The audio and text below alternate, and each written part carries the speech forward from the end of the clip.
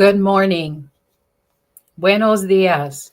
Give me a second while I welcome our Spanish speaking neighbors.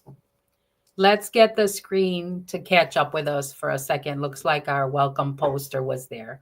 Again, welcome. Good morning. Give me a second while I invite our Spanish speaking neighbors to join us through our translations and interpretation accessibility. Buenos días, mi gente. Gracias por estar con nosotros este día de la lección primaria de la primavera. Si usted quiere acceso al programa en español, nosotros tenemos todo este programa por traducción en el número, si marcan 646 749 3122. Cuando le contestan su llamada, compartan el código de acceso que es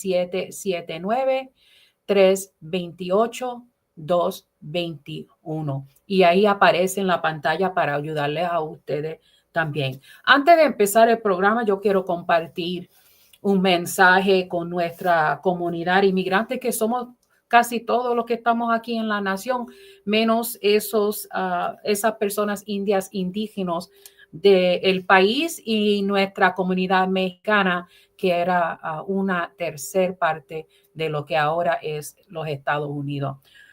Todos somos inmigrantes voluntariamente y a veces involuntariamente por condiciones que sabemos muy bien en nuestra historia. El mensaje que le queremos enviar a nuestra comunidad es esta. Aquí estamos para ustedes, para nosotros, nuestra comunidad muy querida inmigrante. Si usted tiene una necesidad de cualquier tipo, usted puede ponerse en contacto con nosotros. Ahorita vamos a compartir cómo se puede conectar con nosotros y vamos a hacer todo lo posible para conectarlos a ustedes a la información y los recursos y las organizaciones que necesitan para cualquier apoyo que se le aparece. All right, folks. Good morning on this spring primary election time. We're here with you all day and very honored to try to give you information and resources so that you can activate your democracy muscle. Very important, always, especially now. My name is Tammy Rivera. I'm the executive director and the lead organizer here at Southside Organizing Center. Southside Organizing Center is the longest serving grassroots organization in Milwaukee Southside. And so we're very happy to be celebrating 35 years of service to you, our neighbors, our fellow neighbors. I want you to know it takes a whole team, a lot of stress, a lot of work to make this happen. And we're very glad to be part of that and here with you today. But I want to just share with you the members of the team. There's a lot of folks who make this happen. Carmen is our legal and civic lead, and she did the prep for this Vote-a-Thon, all the coordination. Gloria Garza is our new Centro Latino manager. You'll be hearing more about that in the days and weeks to come. Stacy is our organizer, and she does our public resources coordination, keeps us up to date on, when the streets get plowed and where you can go for weatherization, etc. And then we have Gladys Morales back, our veteran staffer. She was here before I arrived, and she's back organizing, and she's going to be our community and economic development lead, bringing housing and gardening services and other like needs for our community. And then Mario Canacasco is our comms and digital organizing coordinator, and he's also serving as our interim IT. And some of the things he does is he's doing production today, and Stacy's backing up. But he also coordinates our bilingual services. And shout out to Miranda Medina, longtime interpreter with us, who's providing the interpretation via the phone number we shared earlier.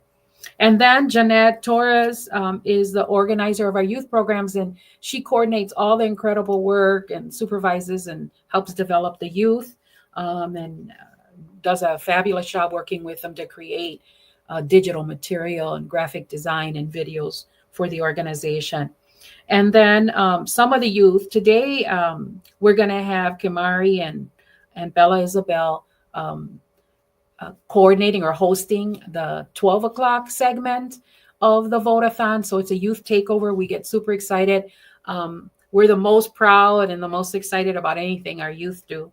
And then Jorge Perez joined us, and he's our youth and leadership director, helping us to, get more formalized as our youth program grows and help relaunch our leadership initiatives. And then Tony Chavez is our floater today, making sure he can help problem solve and support all that's happening. And he's our operations director. And then our newest staff, Jennifer Leon, Jenna, is the executive and projects coordinator, and she's learning production and communications today. And then last but certainly not least, we have Wilma Ortiz, and she's our ops and project assistant, assisting us to get everything rolling too. And you'll meet all the youth later at the 12 segment.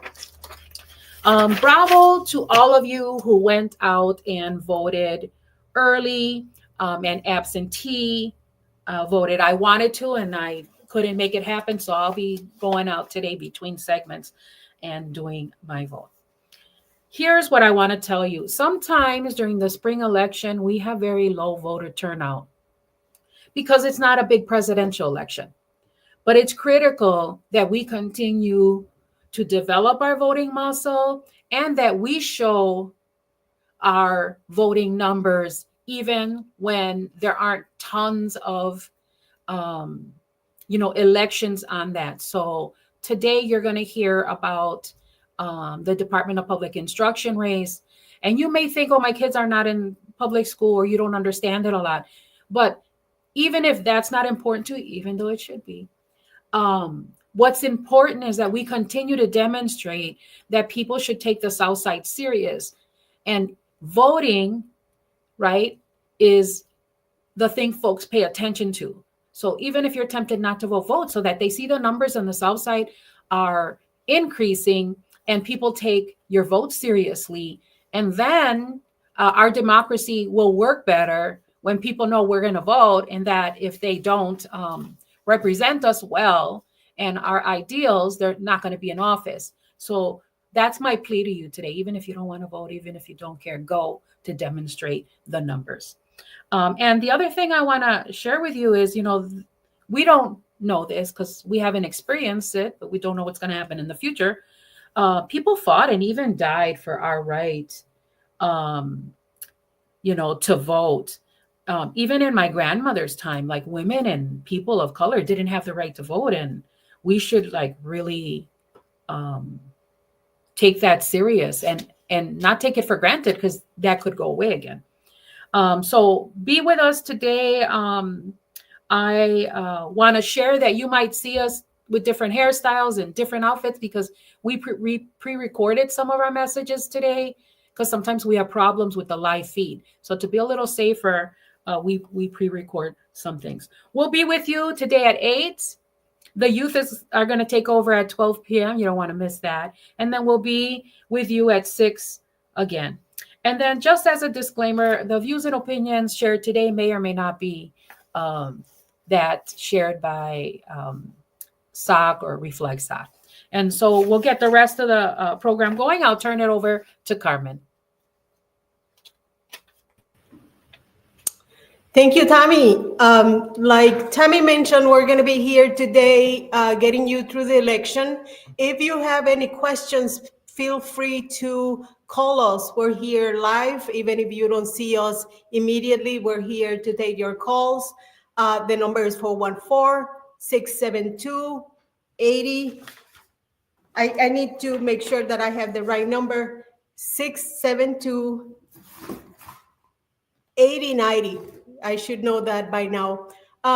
Throughout the day, we're going to be asking you to participate. If you have, if you're watching us, please send us a comment. We don't see who's signed in, but we should be able to look at you on Facebook and shout out to you. We are, like I said, on Facebook. We have a YouTube channel, LinkedIn. We have all kinds of ways to communicate with our neighbors. We will also be presenting some resources on how to vote, where to vote, and whatever information is out there. We have the League of Women Voters presenting on how to get information about the candidates specifically. We do not support any candidate in particular, but we will provide the information about the candidates for you. In our area, we only have the Department of Public Instruction race, but that might not be the case in all areas in the community. I know there's some primary for maybe an alderman person or so, but that for our area particularly is just the Department of Public Instruction. We're going to ask you to complete a survey. We're only able to improve our services if we can hear from you what you liked, what you didn't like, and you can have that information through a Survey Monkey that's going to be shared in our comments. So please be patient with us. Sometimes we get glitchy in terms of our electronics, but we're here for you. The next guest that we have is Judge Pedro Colon will be presenting.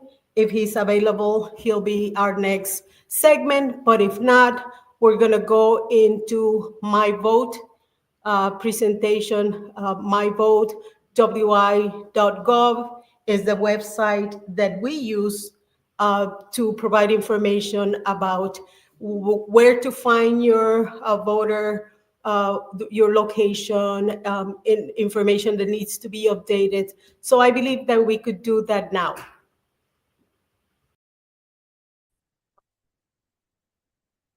Hi.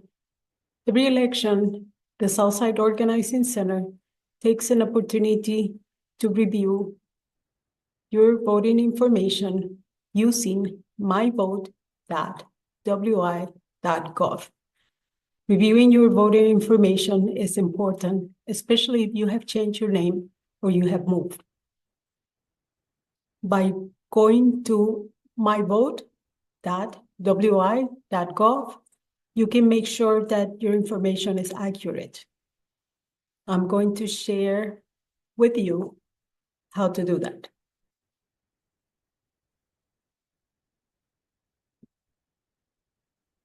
On My Vote, Wisconsin, you can see your voter information. You can find your polling place. You can see what's on your ballot. Usually you're able to change your name or update your address, but it's a little late for today's election.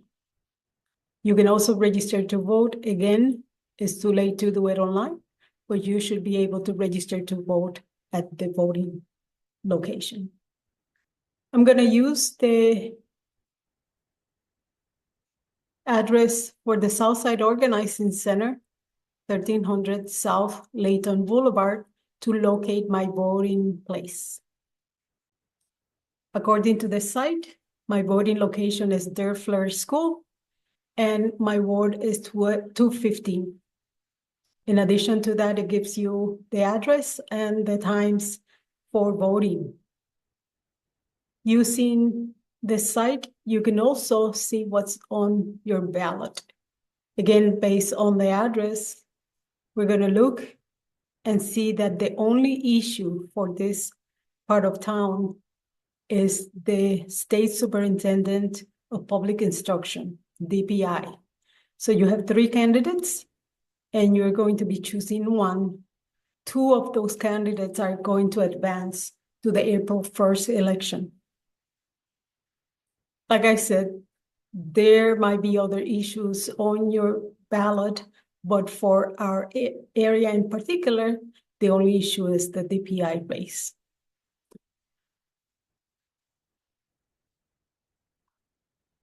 Remember that the spring election is taking place April 1st. Please check your voting registration and feel free to contact us for any information. The number is 414-672-8090. Thank you.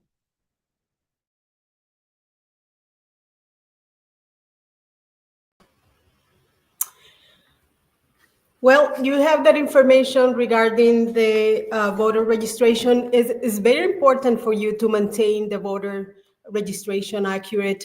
You might not know this, but every so often the state removes names from the voter rolls, and because there might be some mistake with the address and people that are deceased, passed away, and you might end up being part of that removal, even if you think your information is up to date.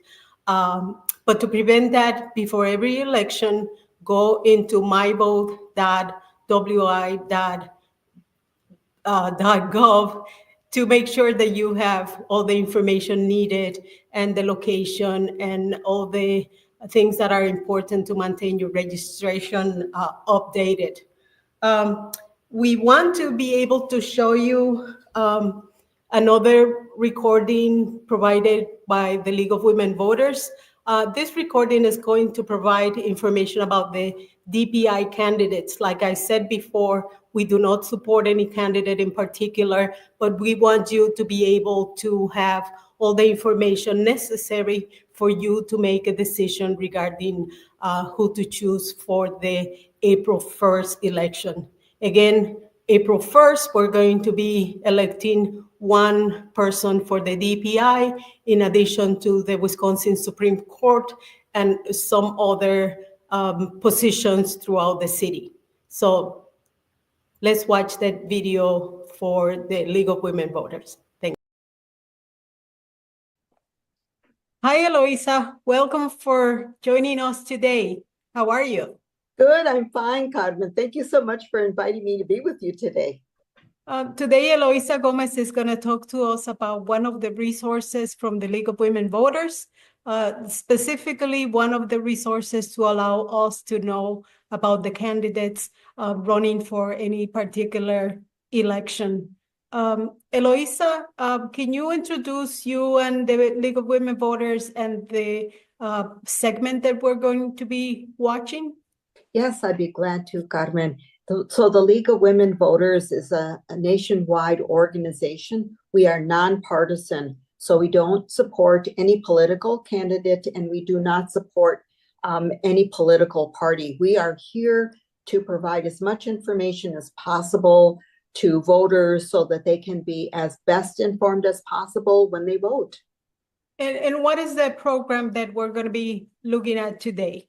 Well, I'm really excited to talk about vote411.org. So this is a nationwide resource. And again, it's a nonpartisan resource to help people when they're interested in finding out more information about the candidates, as well as what the position is all about. So we have this available within weeks of every election. So it's available in either English or in Spanish. And Carmen, right at the top where you'll see the word English, if you clicked on that, you will notice that you could see it in Spanish as well.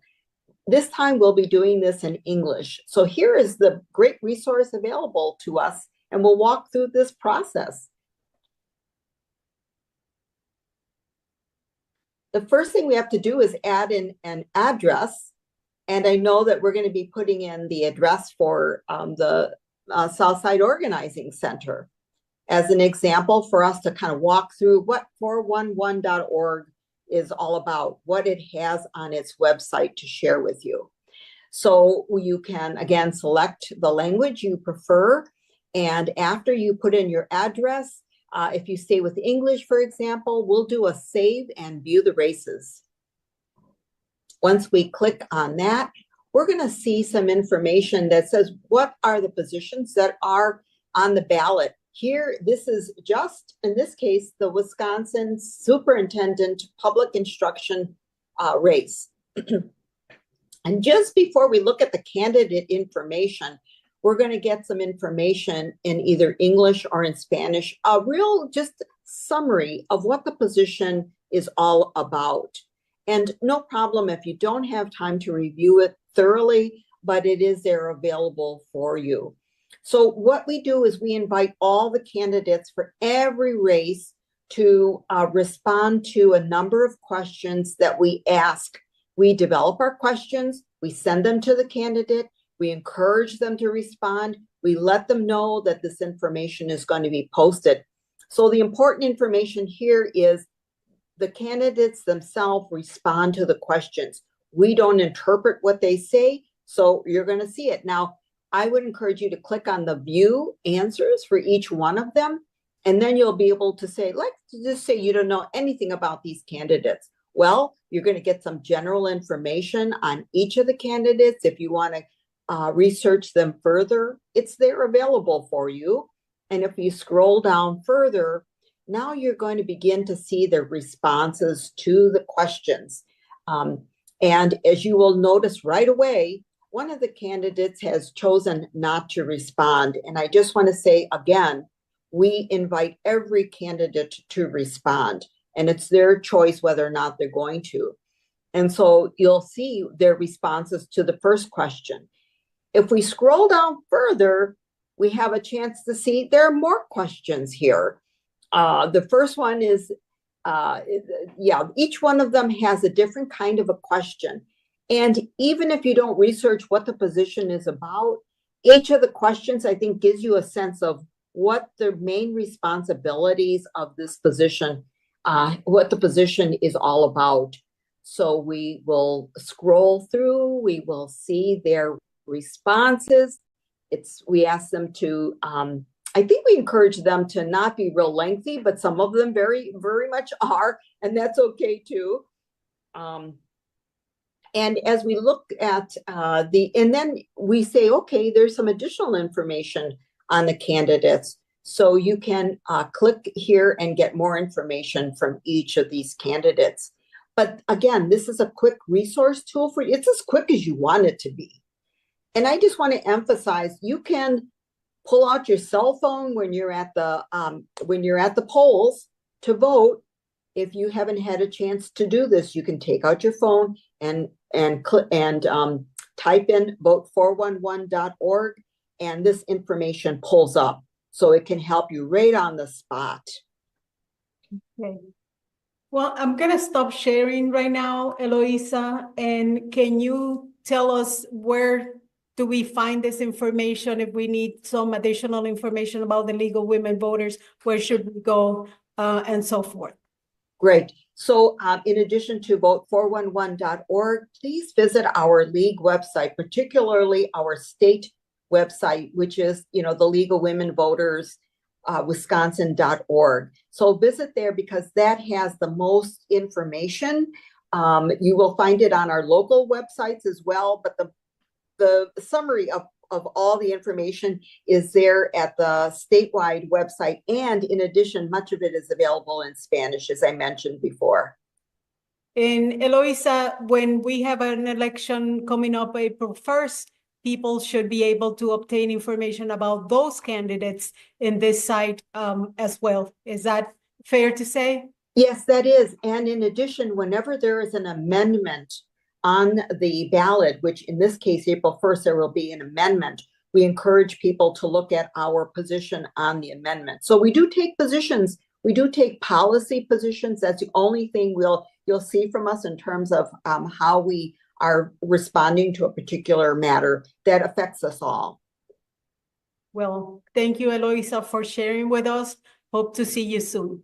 Thank you. Thank you, Carmen. Thank you so much.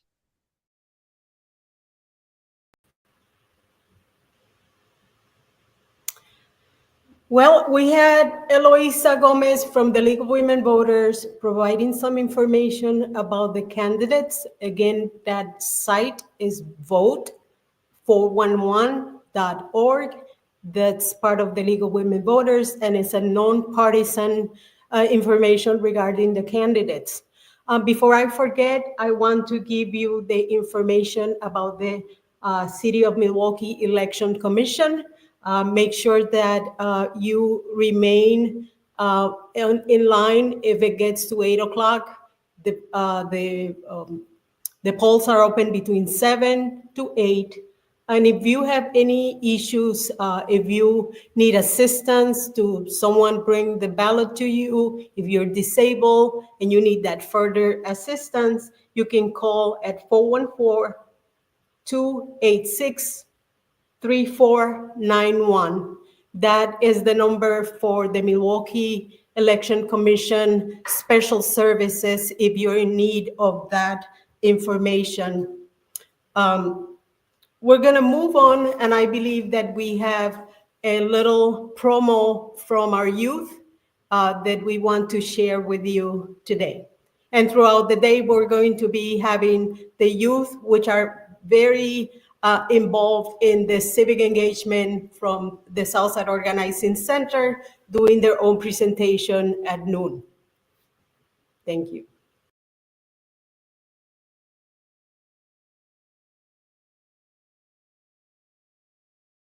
Are you interested in social justice and community development? Civic engagement and a sense of empowerment? Join Earn and Learn. The applications are open from March 31st to May 9th. The youth program is from June 23rd to August 10th. Up to 20 hours a week for $13, ages 14 through 24. And we hope to see y'all there.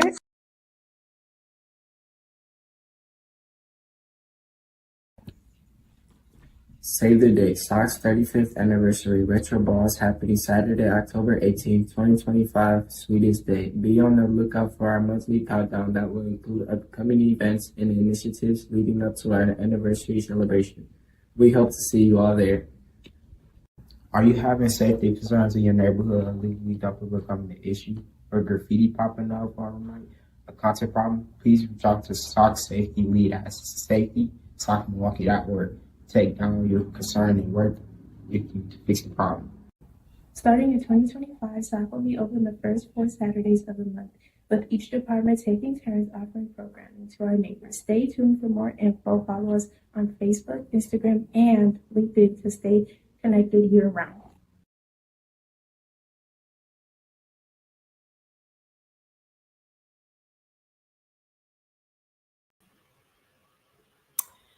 Yes, I believe that we're going to have a live interview by Tammy Rivera, our executive director. She's going to be interviewing the Honorable Pedro Colon.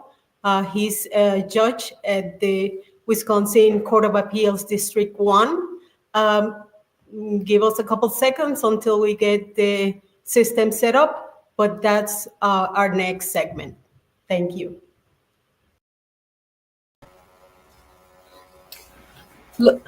Buenos dias, Judge Colon. How are you? I'm Miss- good. Good Miss to Rivera? see you. It's a pleasure to see you. We are in so much need of your presence, your experience, and your wisdom in today's times. And so we appreciate you making the time for our forum. I'm happy to be here. Would you share with us your current role? I want to tell folks again that we're in the presence of our first elected Wisconsin official, and who's Latino. And tell us a little bit about where your career took you to where you are now in the role that you're playing. So, I grew up not far from where you're sitting, Tammy, and I always counted on good people, and it just so happened that many systems don't count on us, or at least don't count us. And so I was very interested in through high school with government. I've always stuck to me, and I've always had an affinity towards our own community, in that I expect it to do its best, but it can only do its best if we, the adults, are our best. And so I've been, part of it is luck, part of it is sort of the context. Our community has grown tremendously, and with it, I have grown. If my community doesn't grow, I don't grow, and that's the way I look at it. So we have to grow, but to grow, we have to be in the system. We have to engage our responsibility back to the overall community, and do a lot of things that aren't easy. But you're doing a lot of this work. I appreciate it very much. and there's a lot of other people that do the work.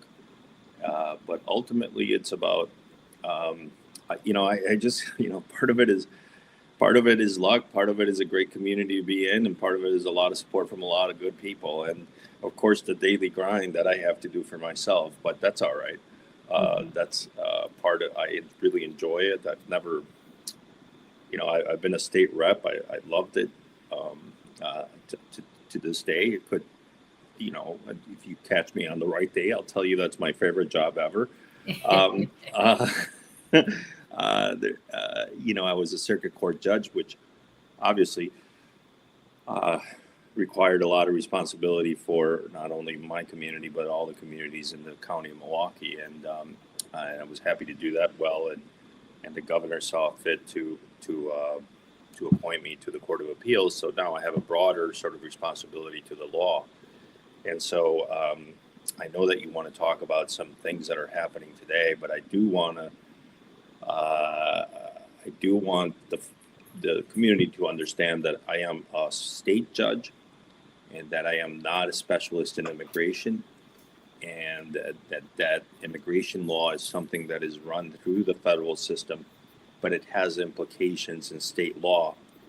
As we know, we share our power with the federal government, and so there are some innate rights that you have as a Wisconsinite that sometimes implicate how the immigration system works, and very pertinent. I don't know if you want me to say it in Spanish the best that I can. We have an interpreter. Oh, okay. In line. So anybody who is with us today, Spanish speaking, Miranda is on the phone with them as they watch simultaneously with us. So Okay. they'll hear everything. Perfect. I just wanted to make sure that people understand their rights are not dependent on language. They're not dependent on anything other than being a human being. We're still a free country. We like to, and when we have expectations, and they're rooted in the law. So, I mean, this is not something that we made up last year. This is since the inception of the United States of America. We have some rights. They're inalienable rights that we all have, independent of who you are. You just have to be a human being. Great affirmation for us all. And so let's talk about the components of government. I remember, times being kind of bored in school and thinking, how is this, relevant? How relevant it is today. And so could you walk us through some information to help people understand that we have a triad system of government, the courts, judicial system, the president and his executive power, what that means and what are the parameters, and then Congress and i.e. the legislature. So could you talk to us a little bit about the role of the courts or the judicial system so people understand what we're living and what can and can't be done or what the processes would be to move forward? So to keep it, sort of simple, essentially the courts are the place where we interpret our disputes. And more importantly, and exclusively, the courts interpret the Constitution. So when I told you had some inalienable rights, there are all sorts of contexts, whether it's meeting with police on the street, whether it's meeting with an ICE official, whether it's meeting even with a social worker. There are constraints to those activities, and they're rooted in the fact that you cannot enter into somebody's property and various other rights.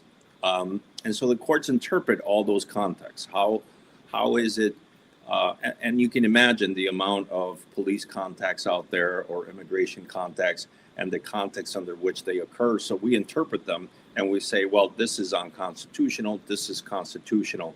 And that's our role. That's our role for what we're talking about today. We have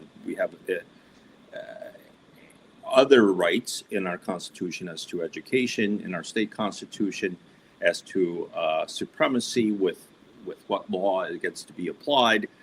Voting is a constitutional right. So when the legislature sometimes says, well, you need to do X, Y, and Z before you vote. Many people bring it to the courts and say, well, can they do this? Is this something that is consistent with the constitutional rights as they're expressed in our Constitution? So basically, we are the last resort, although we're being resorted to more and more because the legislature, remember, this is a triangle, if you will. And so, and nobody's on top of it. So everybody has their power. The legislature with the Senate and the Congress have the ability to legislate, and that is to put money into programs, to tell us how those programs are going to work, how it is that we want to structure our environmental rights, our educational rights, our transportation rights, everything that touches government, which is basically everything that we see around us. Well, the legislature has the ability to determine how that happens. The governor, obviously, and the state has the power to introduce that initial budget, which is really a lot of it happens around the budget. And the governor gets to also run the agencies. They have the power to run agencies. And so you are finding today that there's a lot of talk about how this current president has decided that certain monies will not flow because we are either serving immigrants or we are serving Haitians or we are serving, I don't know, whatever it is that they call DEI, which to me, DEI is sort of banted around, at least rhetorically, politically, all over the place. But the reality is that, at some point it has to be a legal statement about how we're going to comport ourselves constitutionally. Anyway, I don't want to get too far afield, but ultimately, these three branches of government vie for power and determine how it is that we're going to coexist in a free country with the majority of people participating in it. It's not complicated at heart, but it can get a bit complicated when you have people that are exceedingly trying to bend the rules so that they're sort of inflexibly applied in ways in which you exclude people. And that's when we run into problems. And I think we're seeing that a lot. We're seeing a presidency that is guided by sort of rhetorical arguments around race, around ethnicity, around immigration, around criminality, around drugs. And they sort of conflate all that and say, well, whoever doesn't agree with that doesn't get to play or doesn't get to run anything. So, for example, the education secretary told all universities and schools that, for example, they have 14 days to eliminate any part of the school that serves a particular ethnicity. And, you don't have to be a legal scholar to sort of wonder, well, if the kids decide to have a Latino group within a broader organization, is that illegal? And can they withhold funding because those students decided to do that? Interesting.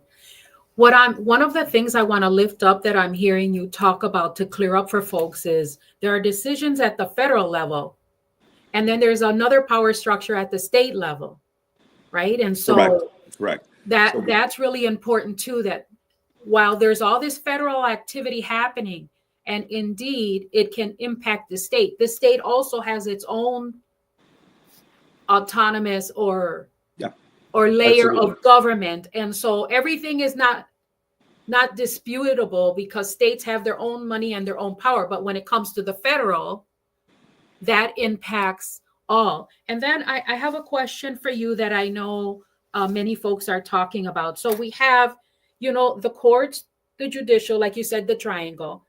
We have Congress that you explained. And then we have the president, which you talked a little bit about his activities. Can you share with folks where are the powers of the president? Like, where's the arena that the president can move in executive orders? And sort of differentiate that if he moves within this space, where does the judicial branch and or Congress jump in? Because I think that's where people are like, can he do that? Can he not do that? Well, so what I think we're seeing is a weaponization of the executive order. So executive orders can work, and they have worked over time. And both Democrats and Republican presidents have used it to differing effects, mostly around immigration, actually. And the reason, and I think we take this for granted, but the reason immigration is such a constant, difficult, hot topic is because Congress will not deal with it. And so it is, I've never changed this phrase, and I know it's probably dated now, but ever since I became into a legislature, immigrants are the political ping pong in this country. So we can't pick on good old Americans on the basis of race, on the basis of ethnicity. We can't pick on Americans, but we can pick on immigrants. And so that should be said. I mean, the reality is we haven't had a normalization in immigration since 1991 or two. And that was actually a Republican president, Reagan, who signed into law. I remember I used to be an immigration paralegal at that time, and I was very busy making sure that a lot of people from a lot of places got their ability to become citizens and become legal citizens. That has not happened in very long. So now we're seeing, DACA. We're seeing a lot of sort of programs that are related to the context, but they're really not immigration reform. Yeah. They rely on good faith from the immigrant community, and they rely on good faith from the institutions that deliver services and honor those. And so, but they're not laws. Executive orders are the president can do whatever he wants as long as it's not constitutional. And so that's where the rubber hits the road. So, for example, I'm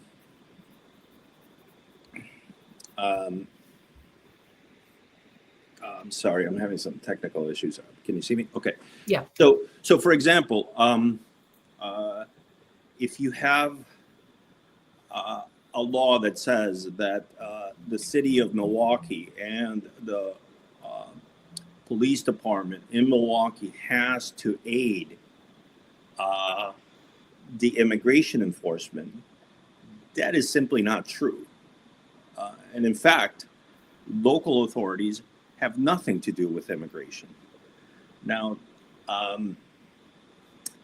we honor the immigration enforcement system, but we don't honor it to the point that it's unconstitutional.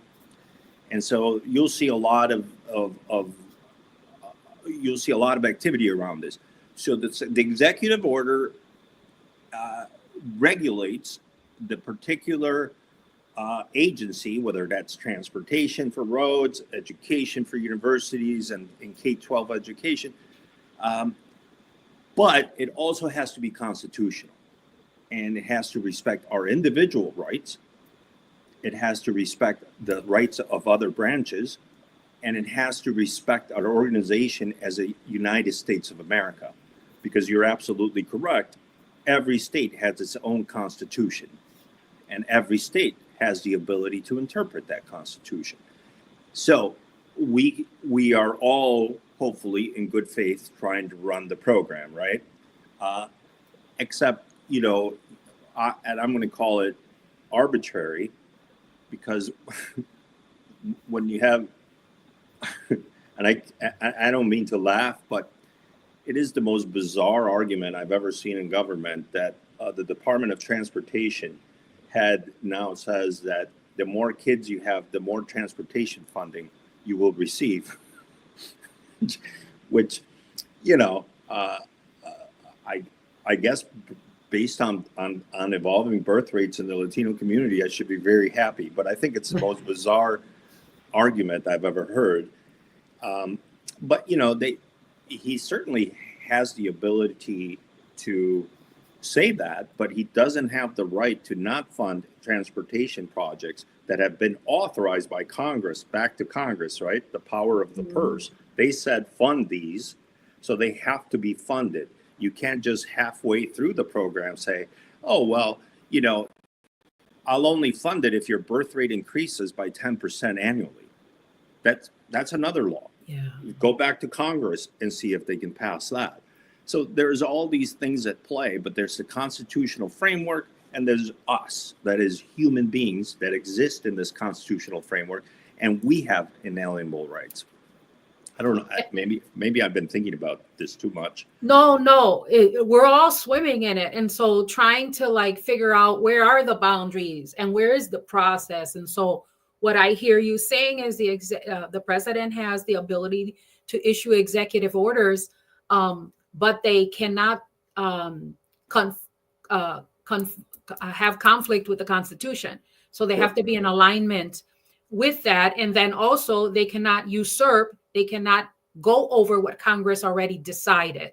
Exactly. Right? When we're thinking of those things. Is there a limit to the number of executive orders that can be? No. I don't think so. It's funny because you see people talking about the framers of the Constitution, and some lawyers are really enamored with the framers of the Constitution. I'm enamored to the point that they were really thoughtful that we still have this great Constitution that works for us, you know, although it is tried all the time. And it grew up under very trying circumstances in terms of respecting the rights of Black slaves and of Black people as a whole, and not to mention immigrants.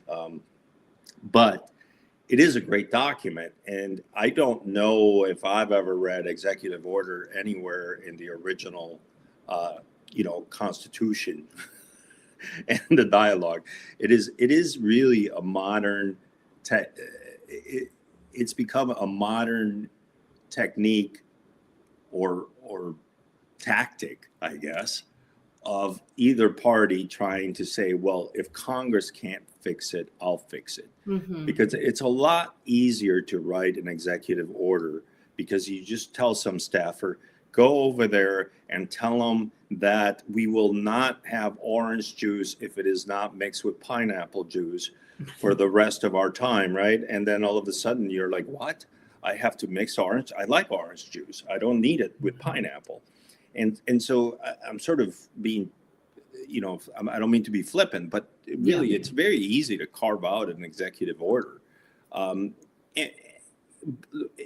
especially if you're not well-intentioned. Yeah.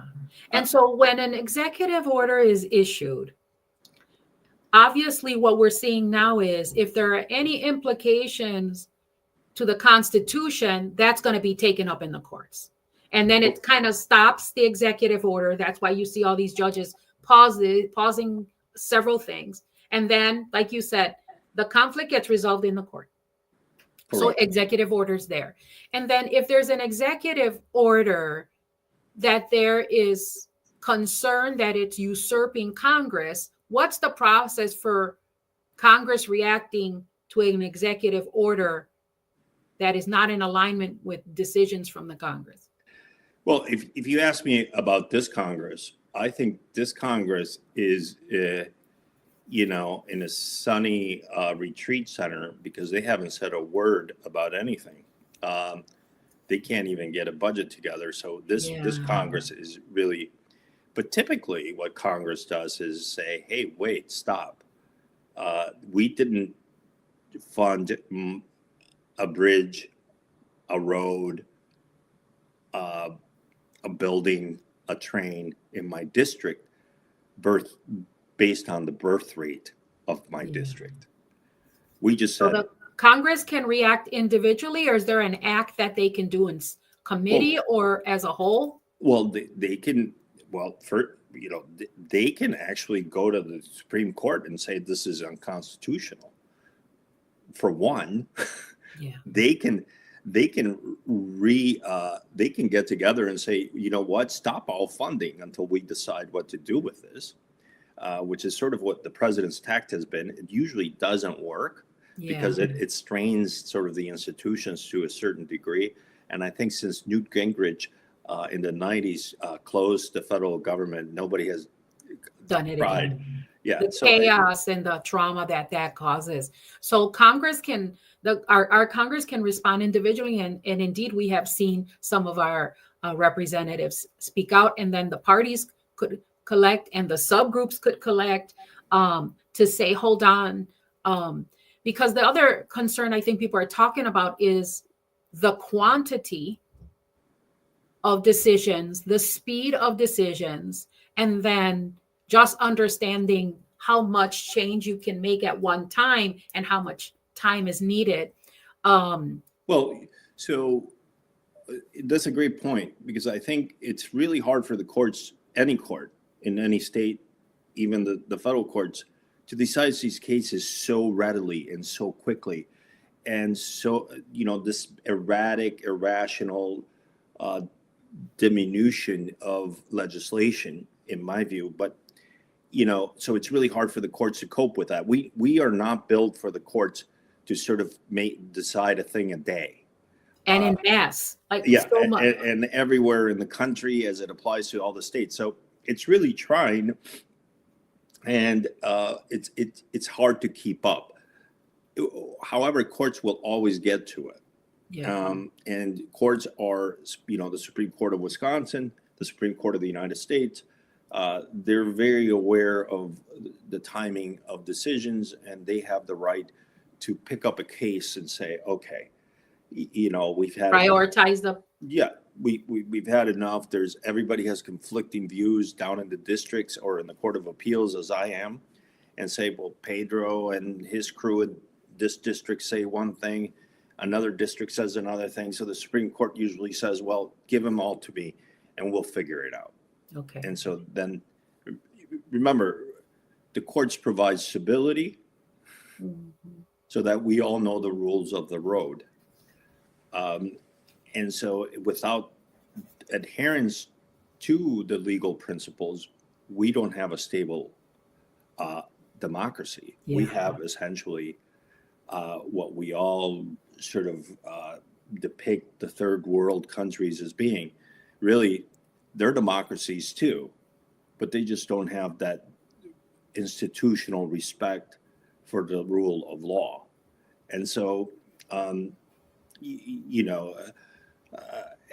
it's cultural too. We really, I still believe that the U.S. Constitution is the greatest document created for a democracy, even as it is tried and really bantered and bashed and thrown around. And it's evolved, right? It's been challenged and evolved. Yeah, no, and it's evolved, to use often cited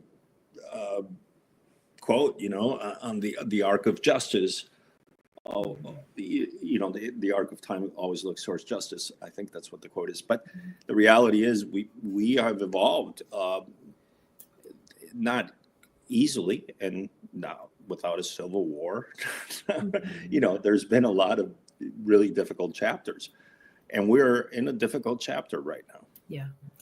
And do you have a sense of what the near future looks like? So all these executive orders and changes, many of them have been responded to by a judge for hold and review.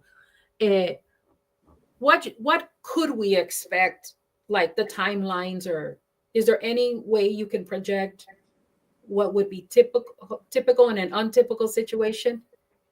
No. Okay. I think depending on how, so one thing is to write something down.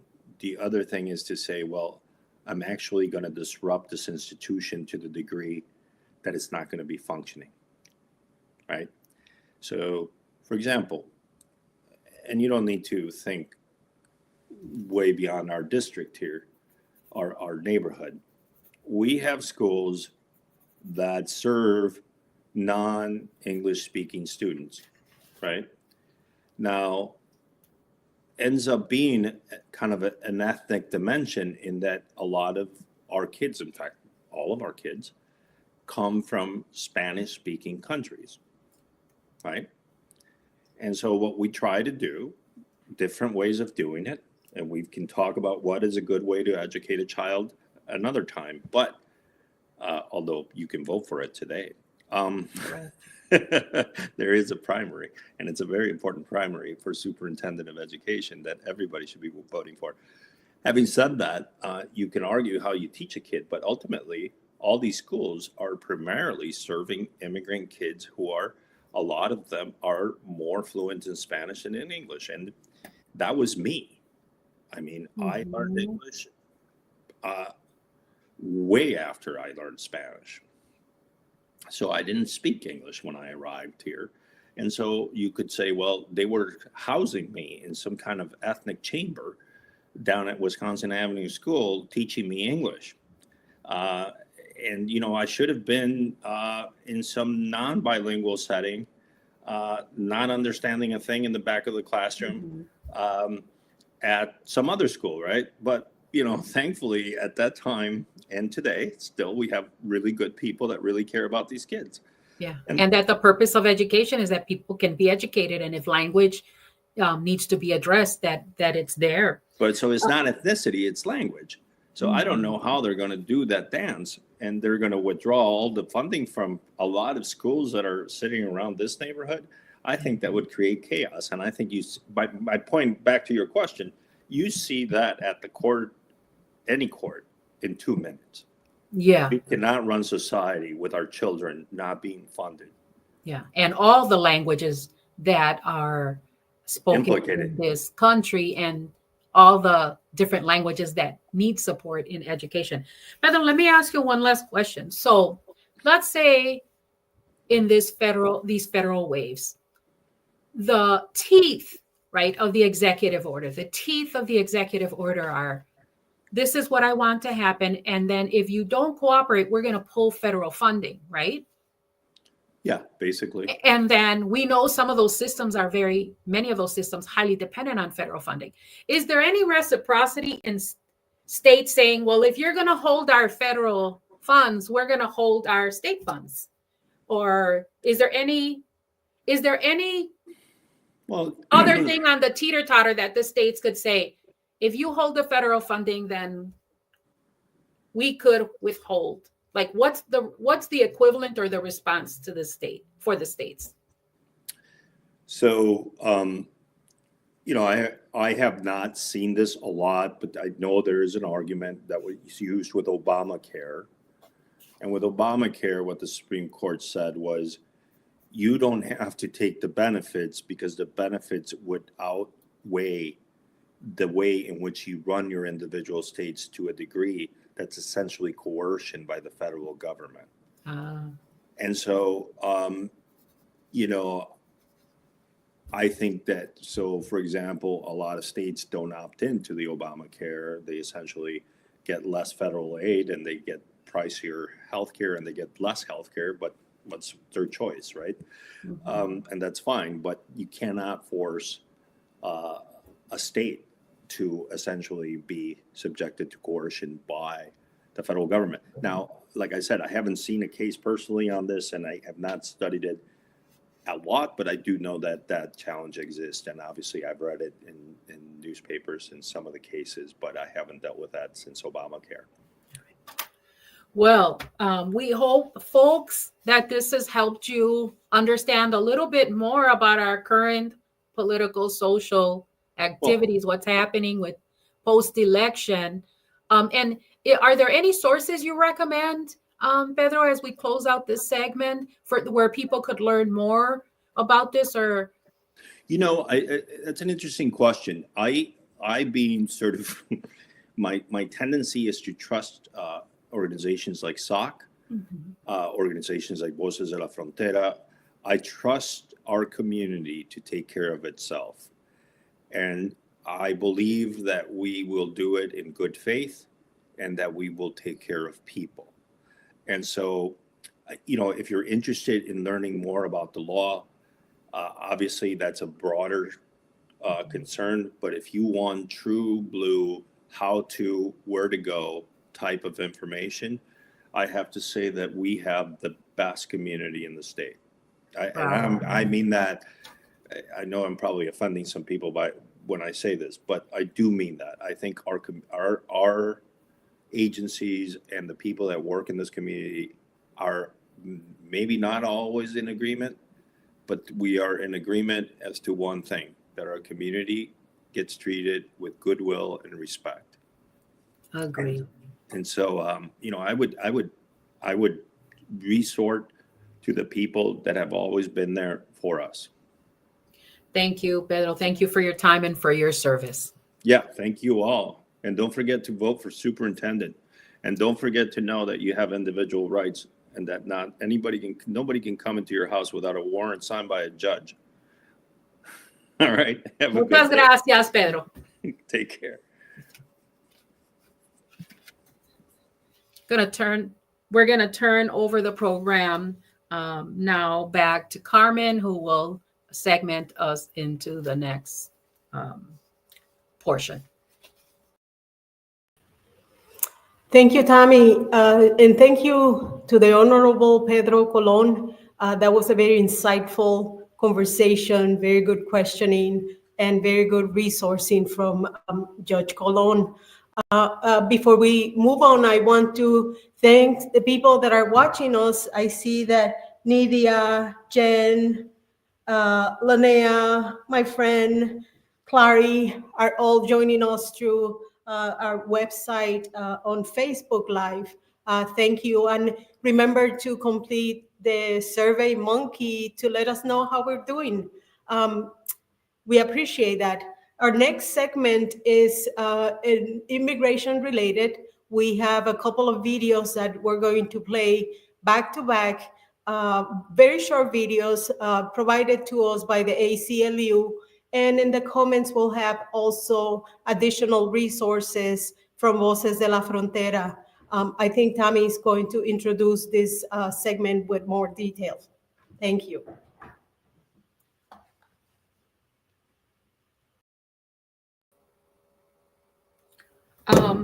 Oops, dropped my phone.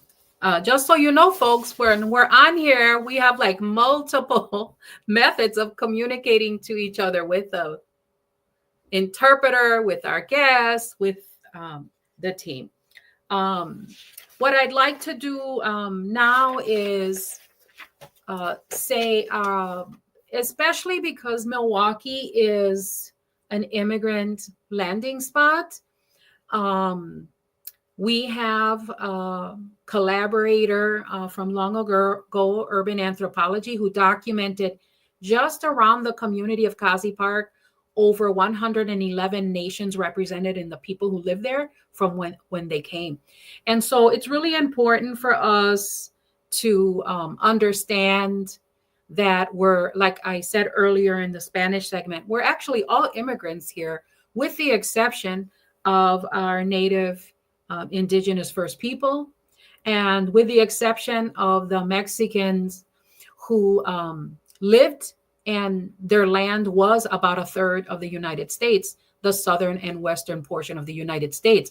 Outside of those two populations, all of us are immigrants.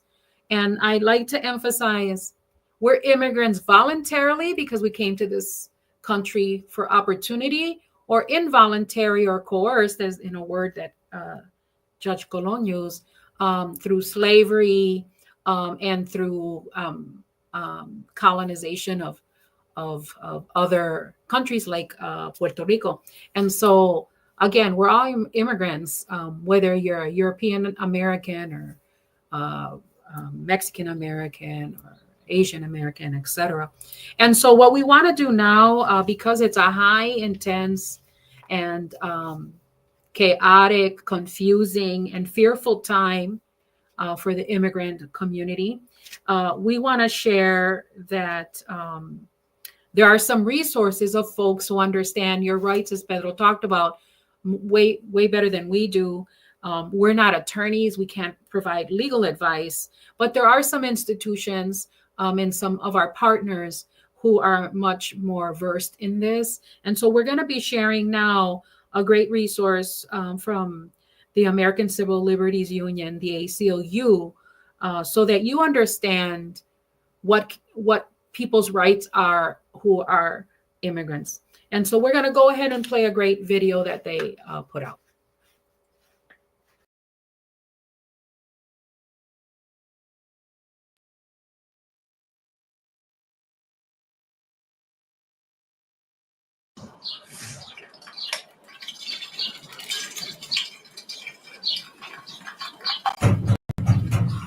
It was 5:30 a.m. when ICE came to Esther's apartment. ICE stands for Immigration and Customs Enforcement. The agents lied to Esther, saying they were police officers investigating a crime and her husband, Alexei, was a potential witness. "Is Alexei home?" they asked innocently. Now Esther's gut told her she should cooperate, but she remembered something she'd heard on the radio. ICE had been making early morning sweeps using tricks like this to get people to open their doors. Esther remembered she had rights. ICE may try similar tricks at your home. They may say they're looking for a friend, relative, or roommate. But do not be fooled, and do not open the door. Instead, remain calm and be polite. Tell the agents that you'd like to see a warrant and their ID. Ask them to slip these documents under the door or hold them up to the peephole. Without a warrant signed by a judge, ICE is not allowed to enter or search your home. ICE usually won't have a warrant, but they may lie and say they do or show you something else that looks official. So look carefully and take pictures of whatever they show you. If they refuse to share any of these documents, then ask them for their card and contact information. Do not show the agents anything or say anything except, "I do not consent for you to enter my home. I do not want to talk to you without a lawyer present. Please leave." Now, ICE won't always listen to you and may enter your home using force. But saying these things might help you in court, even if the agents don't listen. The other videos in this series will help you understand your rights if ICE enters your home or arrests you. Esther and Alexei knew their rights, and the officers left. This is all scary, but remember, we have rights. After an encounter with ICE, take notes about what happened, writing down as many details as you can remember. This information might be helpful in future immigration proceedings. It's important that you and your loved ones are prepared for encounters with ICE, and that you have a plan for what to do if one of you is arrested, including information about who to call. If ICE comes to your home, remember, you have rights. Do not open the door. Ask to see a warrant signed by a judge. Tell them you do not consent to them being at your home. Please leave. If a loved one is arrested, you should be able to locate them at locator.ice.gov.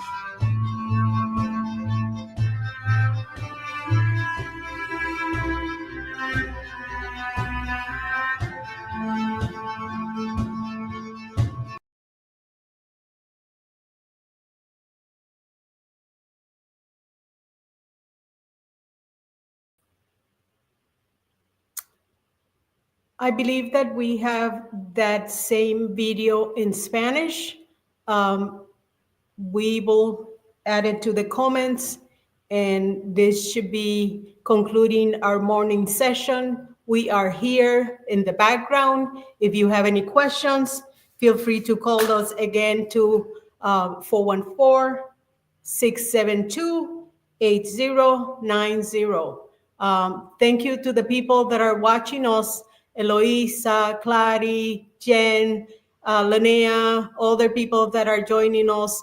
The segments are going to be running, and we're coming back live at noon. Thank you.